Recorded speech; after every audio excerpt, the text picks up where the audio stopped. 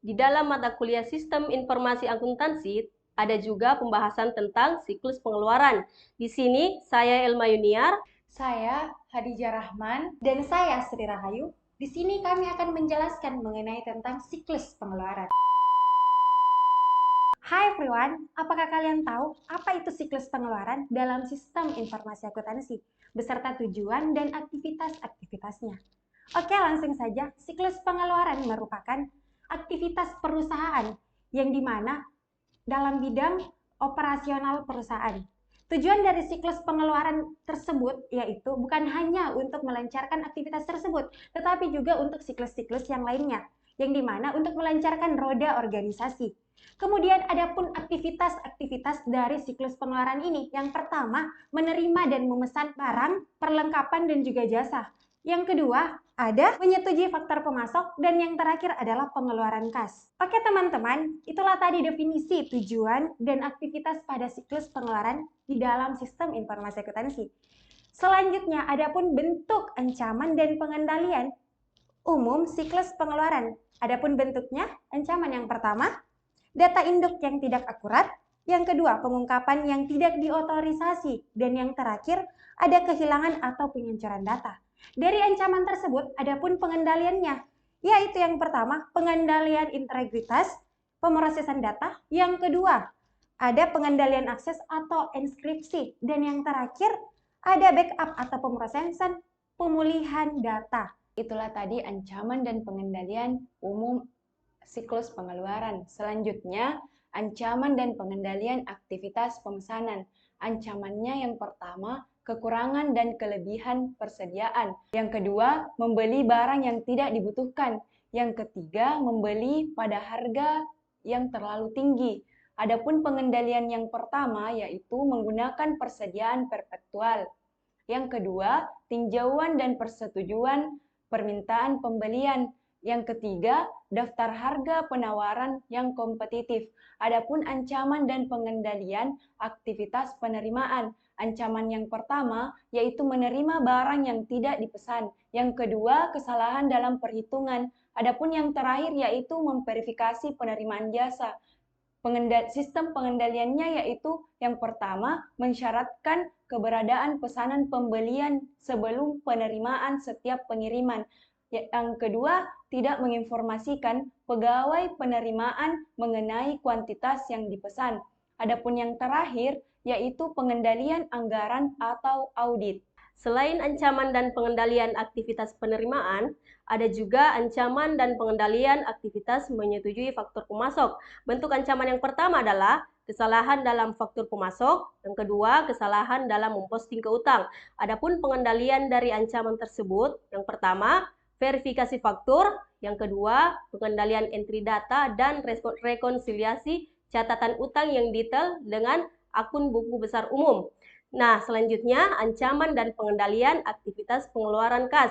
Adapun bentuk ancaman yang pertama adalah kegagalan untuk memanfaatkan diskon, yang kedua membayar untuk barang yang tidak diterima, dan yang terakhir membayar duplikat. Adapun pengendalian dari ancaman tersebut, yang pertama pengisian faktur berdasarkan tanggal jatuh tempo, yang kedua mensyaratkan tanda terima bagi biaya perjalanan atau anggaran, dan yang terakhir mensyaratkan sebuah paket voucher yang lengkap untuk semua pembayaran. Materi selanjutnya dalam mata kuliah Sistem Informasi Akuntansi adalah siklus pendapatan. Nah, di sini saya Siti Aisyah, Saya Indri Anjani, saya Nur Fadila, Saya Nurul Wahyuni, saya Nur Anissa Putri akan membahas materi ini.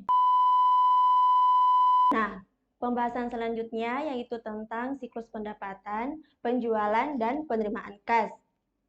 Terlebih dahulu, kita harus mengetahui tentang apa sih yang dimaksud dengan siklus pendapatan itu. Siklus pendapatan merupakan penyediaan barang dan jasa kepada pelanggan dan juga menerima kas sebagai pembayaran atas penjualan. Selanjutnya, tujuan utama dari siklus pendapatan yaitu menyediakan produk yang tepat, di tempat yang tepat, dan pada saat yang tepat dengan harga yang sesuai. Kemudian, terdapat beberapa aktivitas dalam siklus pendapatan. Yang pertama, entry pesanan penjualan, kedua penerimaan, ketiga penagihan, dan yang terakhir penerimaan kas. Selanjutnya, pada siklus pendapatan ini terdapat masalah-masalah umum yang sering terjadi. Masalah atau ancaman yang pertama yaitu pengungkapan yang tidak diotorisasi atas informasi sensitif. Cara pengendaliannya yaitu pengendalian akses dan enkripsi. Selanjutnya, kehilangan atau penghancuran data. Cara pengendaliannya yaitu dengan backup dan prosedur pemulihan bencana. Yang terakhir yaitu kinerja buruk. Cara pengendaliannya yaitu dengan laporan manajerial. Selain dari ancaman dan pengendalian siklus pendapatan yang dijelaskan secara umum, terdapat juga ancaman dan pengendalian entry pesanan pada penjualan. Di sini, yang dimaksud dengan entry pesanan yaitu tindakan yang diperlukan untuk merekam pesanan pelanggan di dalam sistem penanganan pesanan perusahaan. Pada entry pesanan penjualan, terdapat beberapa aktivitas, yaitu yang pertama, mengambil pesanan pelanggan, yang kedua, mengecek dan menyetujui kredit pelanggan, dan yang ketiga, mengecek kesediaan. Adapun ancaman dan cara pengendalian pada entry pesanan penjualan. Ancaman yang pertama yaitu pesanan yang tidak lengkap. Pengendalian yang dapat dilakukan yaitu pengendalian edit entry data dan pembatasan akses ke data induk. Adapun ancaman yang kedua yaitu pesanan yang tidak valid. Pengendaliannya dengan menggunakan tanda tangan digital atau tanda tangan penulis. Tadi telah dijelaskan tentang ancaman dan pengendalian entry pesanan penjualan. Selanjutnya, ada ancaman pengendalian pengiriman. Dahulu yang harus kita ketahui apa itu ancaman pengiriman. Pengiriman adalah proses pengiriman barang dari penjual ke alamat pembeli. Ada beberapa aktivitas ancaman pada pengiriman. Yang pertama, mengambil dan mengepak pesanan, dan yang kedua, mengirimkan barang. Kemudian, ada juga ancaman dan pengendaliannya, seperti ancaman dan memilih barang yang salah atau kuantitas yang salah. Dan pengendaliannya, yang pertama, teknologi kode batang RFID, dan yang kedua, rekonsiliasi pemilihan untuk detail pesanan penjualan. Selain ancaman dan pengendalian pengiriman, terdapat juga ancaman dan pengendalian penagihan. Sebelum masuk ancaman dan cara pengendaliannya, terlebih dahulu kita harus tahu apa sih itu penagihan. Penagihan merupakan tagihan kepada pihak luar yang dapat ditagih oleh seseorang akibat adanya penjualan atau penyerahan barang atau jasa secara kredit yang diharapkan akan dilunasi sesuai dengan periode yang telah ditetapkan. Adapun aktivitas dalam penagihan yaitu menagihkan faktur dan memperbaharui piutang. Nah, sekarang kita masuk pada ancaman dan cara pengendaliannya. Ancaman yang pertama yaitu kegagalan untuk menagih. Adapun cara pengendaliannya, yang pertama pemisahan fungsi pengendalian dan pengiriman, dan yang kedua rekonsiliasi secara periodik atas faktur dengan pesanan penjualan, kartu pengambilan, dan dokumen pengiriman. Ancaman yang kedua yaitu kesalahan penagihan. Adapun cara pengendaliannya, yang pertama pembatasan akses ke data induk harga, dan yang kedua pengendalian edit entry data. Setelah pembahasan entry pesanan penjualan, pengiriman, dan penagihan, selanjutnya yaitu pembahasan penerimaan kas. Jadi terlebih dahulu kita harus mengetahui apa itu penerimaan kas. Jadi penerimaan kas adalah transaksi penerimaan uang yang secara tunai yang di sini bisa menyebabkan bertambahnya aset perusahaan yang berupa kas. Adapun aktivitas penerimaan kas yaitu penerimaan dan proses pembayaran dari para pelanggan. Kemudian terdapat pula ancaman dan pengendalian pada penerimaan kas. Misalnya ancaman pada masalah arus kas. Dan cara pengendaliannya yaitu yang pertama, pengaturan peti uang, electronic fund transfer atau kartu kredit. Yang kedua, diskon atas pembayaran segera dari pelanggan. Dan yang ketiga, anggaran arus kas. Dalam mata kuliah Sistem Informasi Akuntansi, ada satu materi tentang siklus produksi. Nah, di sini saya Wulan Hamisa, Saya Nur Hikmah, Saya Rindi Antika. saya Tiara Andriani Putri akan membahas materi ini. Di sini saya akan menjelaskan tentang siklus produksi. Nah, apa sih siklus produksi itu? Jadi, siklus produksi diartikan sebagai aktivitas bisnis dan operasi pemrosesan dengan pembuatan produk. Nah, dalam siklus produksi ini terdapat 4 aktivitas dalam siklus produksi. Yang pertama ada desain produk, yang kedua perencanaan dan penjadwalan, yang ketiga operasi produksi, dan yang terakhir akuntansi biaya. Selanjutnya, ada beberapa ancaman dan pengendalian dalam siklus produksi. Yang pertama, ancamannya yaitu terjadinya kehilangan data atau penghancuran data. Hal ini dapat dikendalikan dengan melakukan prosedur pencadangan dan pemulihan hancurnya data. Yang kedua, ancamannya yaitu desain produk yang kurang baik, sehingga terjadinya kelebihan biaya. Dapat dikendalikan dengan perbaiki informasi tentang biaya desain produk atas biaya, serta data terinci mengenai biaya jaminan dan produk. Ancaman yang ketiga adalah kelebihan dan kekurangan produksi. Dan cara pengendaliannya adalah dengan mengatur sistem perencanaan yang lebih baik dan batasi akses ke pesanan dan jadwal. Ancaman yang keempat adalah pencurian dan perusakan persediaan dan aktiva tetap, dan cara mengendalikannya dengan membatasi akses fisik ke persediaan dan aktiva tetap. Dan ancaman yang terakhir yaitu kesalahan pencatatan dan memasukkan data yang mengakibatkan data menjadi tidak akurat. Hal ini dapat dikendalikan dengan cara pengendalian edit entry dan otomatisasi data sumber. Selain ancaman dan pengendalian, ada juga beberapa metode untuk menentukan biaya produksi. Nah, apa saja Kak itu? Yang pertama yaitu job order costing. Job order costing yaitu menentukan harga pokok produksi berdasarkan pesanan. Yang kedua, proses costing. Proses costing yaitu menentukan biaya yang digunakan oleh perusahaan untuk memproduksi suatu produk yang sama dalam jumlah yang banyak secara bersamaan. Adapun metode yang terakhir yaitu activity based costing. Activity based costing yaitu metode untuk meningkatkan keakuratan dalam penentuan biaya. Dalam mata kuliah Sistem Informasi Akuntansi, ada salah satu pembahasan tentang siklus SDM dan penggajian. Di sini, saya Dina Minarti. Dan saya Muhammad Masdar. Saya Nova Ramadhani. Saya Nur Anna Mutian Syari. Saya Cindy Astuti akan menjelaskan tentang topik ini. Apa itu siklus manajemen sumber daya manusia dan penggajian? Siklus manajemen sumber daya manusia dan penggajian dapat diartikan sebagai serangkaian aktivitas bisnis dan operasi pengolahan data terkait yang terus-menerus berhubungan dengan mengelola kemampuan pegawai secara efektif.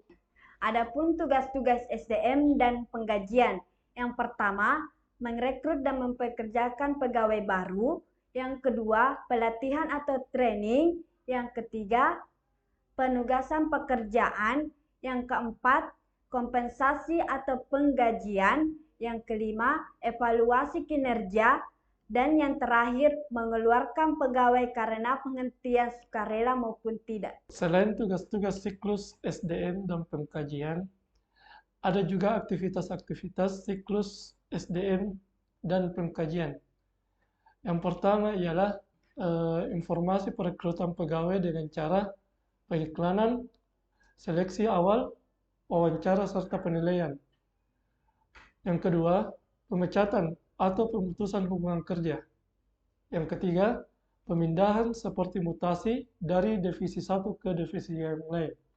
Yang keempat, pelatihan merupakan sebuah yang dirancang untuk meningkatkan keterampilan. Yang kelima atau yang terakhir, penggunaan waktu pegawai dalam sehari dapat bervariasi tergantung pada jenis pekerjaan dan kebijakan yang berlaku di perusahaan, seperti rapat, pelatihan, dan pekerjaan mandiri. Selanjutnya, ada aktivitas-aktivitas siklus penggajian. Yang pertama, memperbarui database dan penggajian. Yang kedua, memvalidasi data waktu dan kehadiran.